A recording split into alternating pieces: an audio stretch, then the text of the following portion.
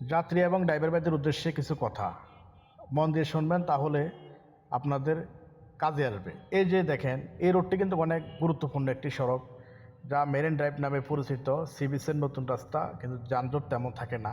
পাশে যে রোডটি দেখতেছেন সেটি হচ্ছে টোল রোড, সেখানে প্রায় সময় জ্যাম থাকে। তো আমি জ্যামের উদ্দেশ্যে কিছু বলবো।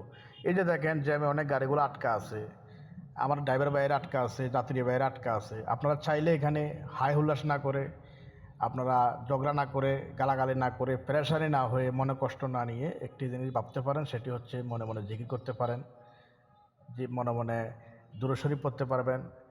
তারপর আল্লাহর সৃষ্টি নিয়ে ভাবেন, ওই দুনিয়া সম্পর্কে কিছু নিয়ে ভাবেন। আপনি তো, আমি মারা যাব, আমি মারা যাব, এগুলো নিয়ে ভাবেন যে আমরা মারা গেলে কি জবাব দেবো আল্লাহর কাছে।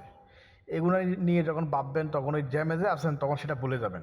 তখন আপনার ওই দুনিয়ার সম্পর্কে মাথায় সব কিছু ঢুকে যাবে। আসুন সবাই জ্যামে বসে হায় হুতাশ না করে জিকির আজকার করি, হজরত মোহাম্মদ সাল্লাল্লাহু আলাইহি সাল্লামের উপর দুরূদ শরীফ পড়ি, আস্তাগফিরুল্লাহ পড়ি, ইস্তিগফার পড়ি, সবসময় আয়াতুল কুরসি পড়ি, সূরা ফাতিহা পড়ি।